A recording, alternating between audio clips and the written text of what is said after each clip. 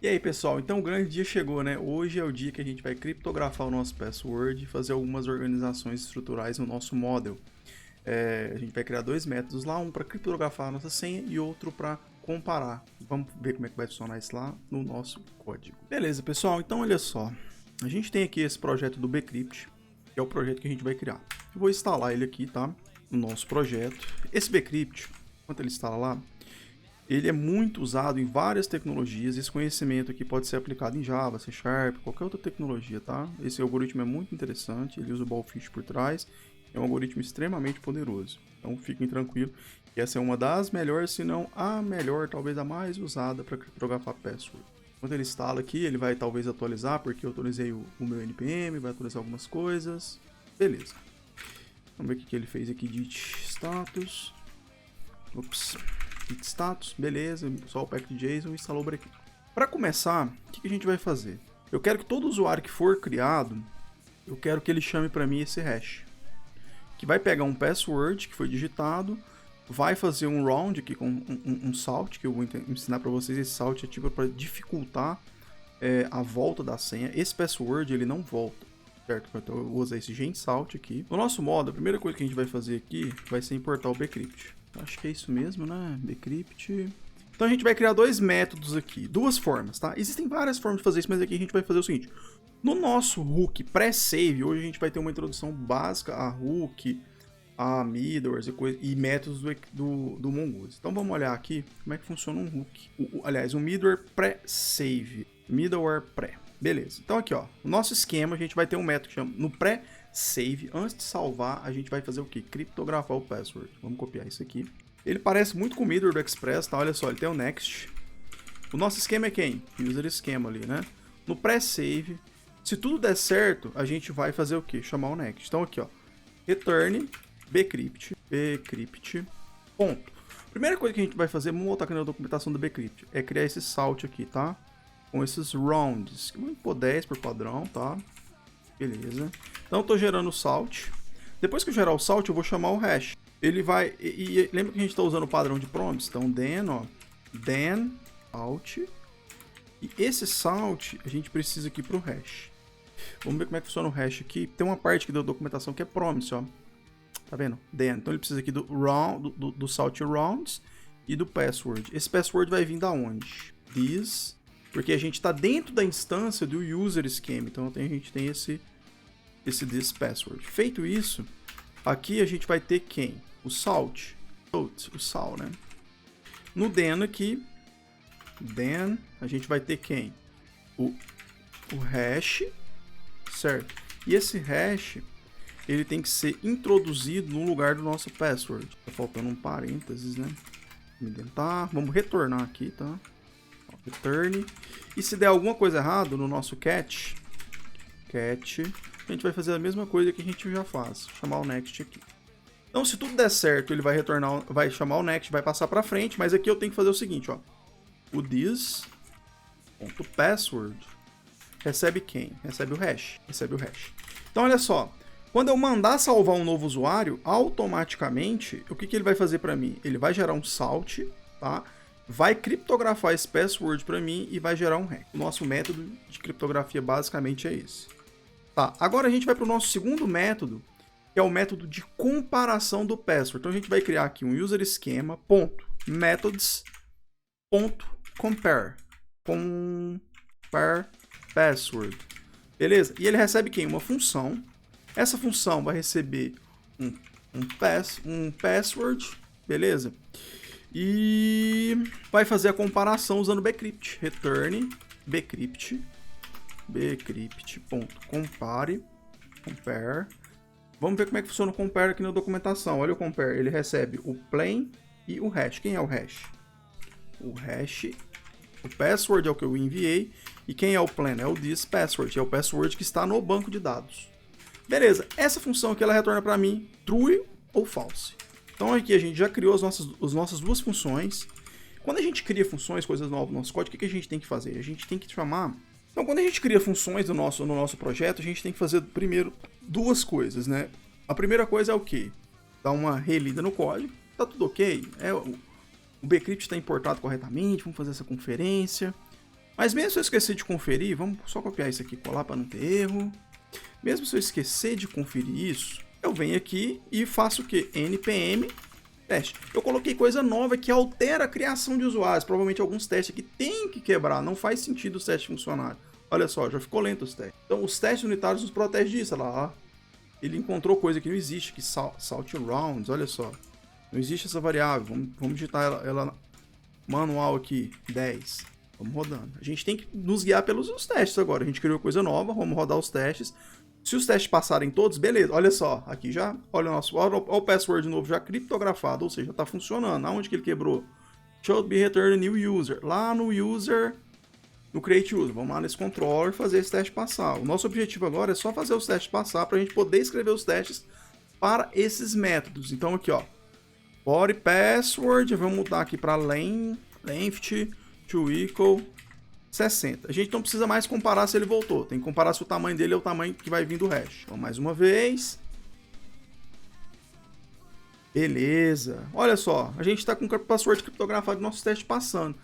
Que legal, né? Agora, o que a gente pode fazer para ver o que está faltando? Ó, CD, coverage, Python. Vamos criar o nosso servidorzinho aqui. Vamos olhar lá a nossa cobertura de código. SB não tem problema. Create user, tudo ok. Vamos nos nossos models. Olha só, esse aqui já está coberto. Tranquilo, está funcionando, né? Esse aqui ainda não.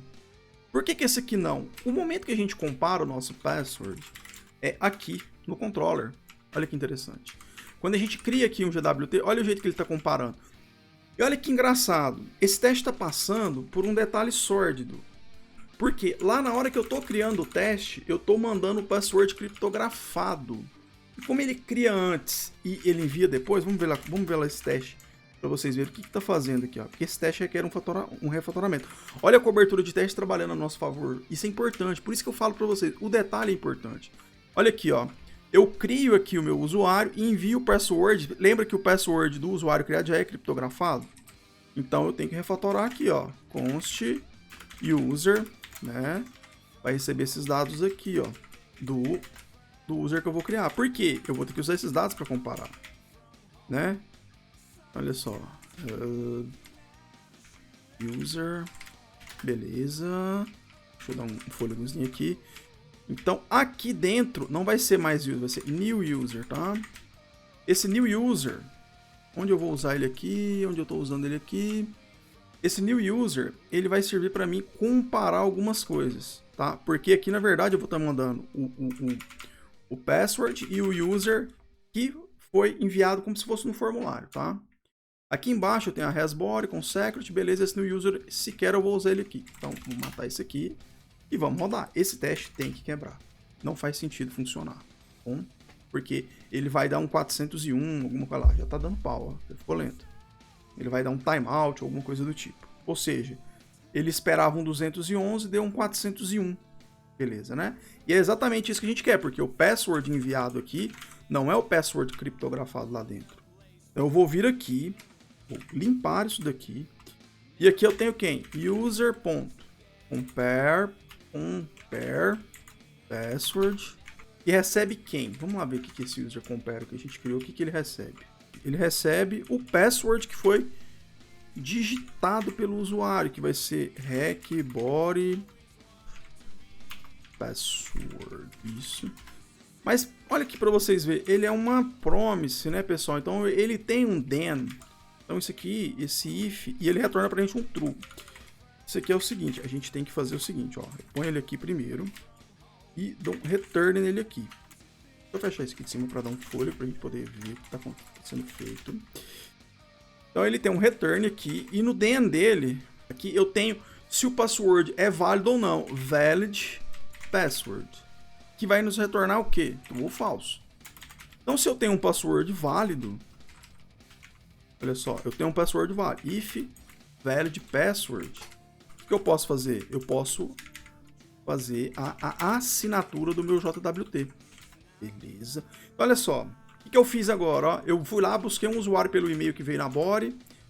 Desse usuário eu chamei o método compare password, passei o password e verifiquei se o password é válido ou não. Se o password for válido, se o password for válido, o que vai acontecer? ele vai assinar para mim o JWT, beleza? Se o password não for válido, eu vou dar uma exceção aqui. Vou voltar aquele código antes para mim copiar aquela exceção para pegar. Eu vou pegar essa exceção, aqui eu ponho ela. Beleza. Então, olha só, se o password, se deu algum erro aqui no JWT ou o password não for válido, ele faz essa exceção. Só que veja para mim que ele está chamando o user direto aqui, ó. Tem mais um if para fazer aqui, ó. If user, tem mais um ifzinho. Por quê? Porque o user, eu posso mandar um e-mail para um user que não existe. Então, se o user existir, compara lá para mim o password dele, se o password dele for válido, assina ele para mim. Caso não seja, o que a gente faz aqui? O user não existe no else, aí a gente dá uma exceção, falha ao logar e ponto final. Vamos rodar os nossos testes agora, vamos ver o que acontece. Vamos ver se quebra ou se passa. E update user passou, remove user, todos os nossos testes passaram, beleza? E vamos ver o nosso coverage como é que ficou. Vamos dar um F5. Opa, deu um erro aqui no meu Ubuntu. Ó, a gente conseguiu cobrir essa parte do teste, ou seja, a gente tem um teste passando aqui. Isso aqui parece ok, tá? Parece ok.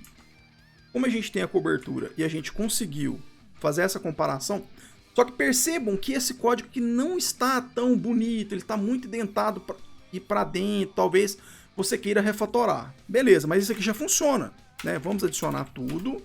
Vamos comitar aqui na aula 11, tá? Bcrypt,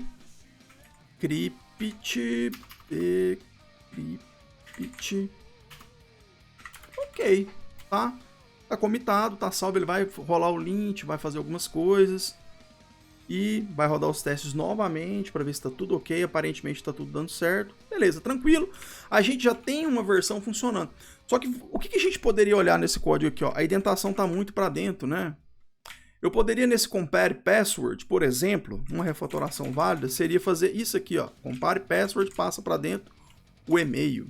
Aliás, o compare password passa para, melhor ainda, ó, passa a body lá para dentro. E ela me retorna se é válido, ó, ela vai me retornar aqui, ó. Response valid, certo? Se for válido, ele vai for assim, ó, response